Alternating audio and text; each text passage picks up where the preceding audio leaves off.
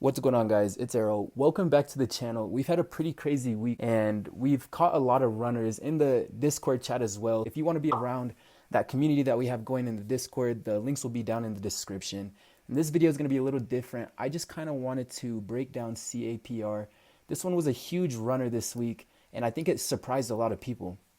But I like to start these off on the day chart. And first things first, there's not really any resistance in the past. In the past year, you can see it had a reverse split over here. There was a little bit of volume right here, but just nothing for the most part, especially just compared to how much volume it was traded pre-market and just coming into the open. One thing I want to first point out is look at CAPR. Look at these three candlesticks. This is at 7:15. If you look up here, this is at 7:15 a.m. This is at 7:16 and 7:17. In 3 minutes in the pre-market alone, this stock shot up roughly 200%, 191%, almost 200% just in the pre-market in three candlesticks. In 3 minutes, the stock shot up that much. Why do you guys think that is? It's not because people just had buying interest out of nowhere or anything like that. CAPR, you can look down here. They released some type of news, and it has to do with the coronavirus. And after they released that news, this happened to shoot up. And it's not that retail traders were buying this why it shot up. It's that institutions and things like that will start to get into the stock after news is released or once they get word to go into the stock. So that's why this stock spiked up like that. And there's a saying that goes, when an elephant walks through mud, it can't hide its tracks. So if we're following the institution's footsteps, we want to trade the trend that they're going in. And the trend is obviously to the long side. That's what it was favored on all day, especially low float with massive volume. That's going to definitely lean towards the long side. And again, I showed you there was no volume resistance for the most part in the past.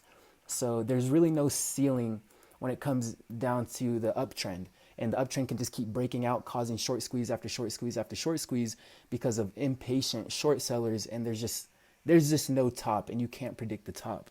And that's why there was this huge breakout from this key point. A lot of people like to play pre-market breakouts, stuff like that. Also, it has this flat top kind of breakout looking thing going right here. It's a flat top with the ascending higher highs and things like that. And that'll cause breakouts, especially with the volume just accumulating this entire time down here. And I'm going to go ahead and show you over here again. This is Yahoo Finance. And you can just come over here on yahoofinance.com, type in whatever symbol you want, and go under statistics, and that's where you will find the market cap and the float. So the market cap is 25 million on this one, and then right here is the float, which is about, right here is the float, which is about 8.5 million. And on this day, there was 200 million shares traded on this day.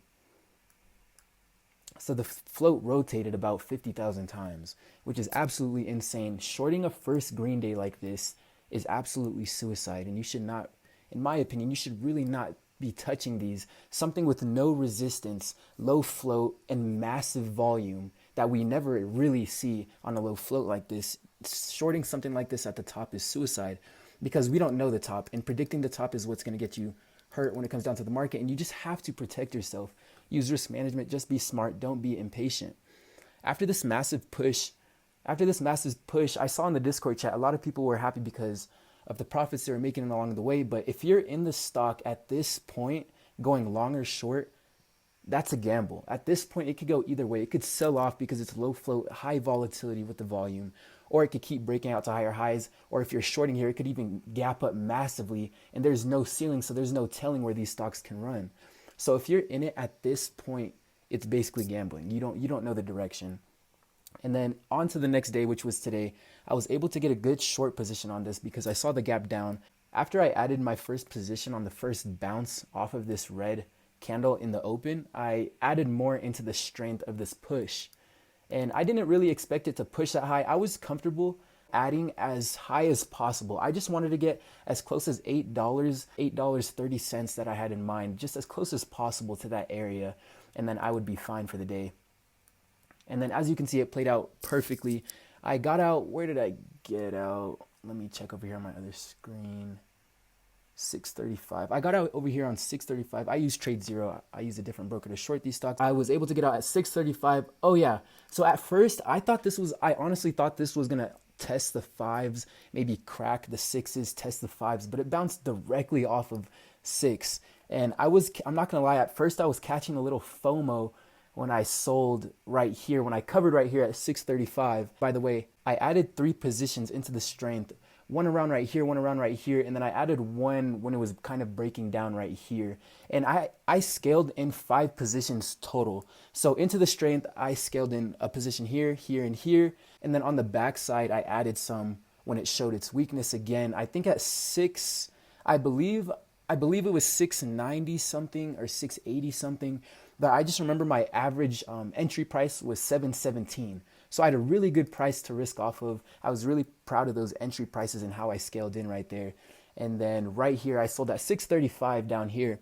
And at first I was catching a little FOMO because I thought it was going to break the 6s and maybe head to the 5s. I thought I cut myself short on that one. I thought I was not letting my winner run on that one, and I thought I just cut it too soon, but it double bottomed right there and turned around from there. So I would have been getting out in the same place anyways. So it is really good to just stick by your rules and just stick by what you think, and don't let your emotions dictate what you choose to decide in any way when it comes down to trading, at least. That's just a quick breakdown on CAPR. One thing to remember, you do not want to be shorting something on the first green day when there's no resistance behind it and when it has a low float. You do not want to be doing that, especially when it has a positive catalyst around this coronavirus time. Any type of catalyst around there can send any stock driving to the moon. So make sure you're just careful for that. We saw a lot of people with success going long on CAPR the first green day and then shorting the second day on CAPR. If you want to be in that Discord chat, the links will all be down in the description. If you want to find me on any of my social media and ask me any questions,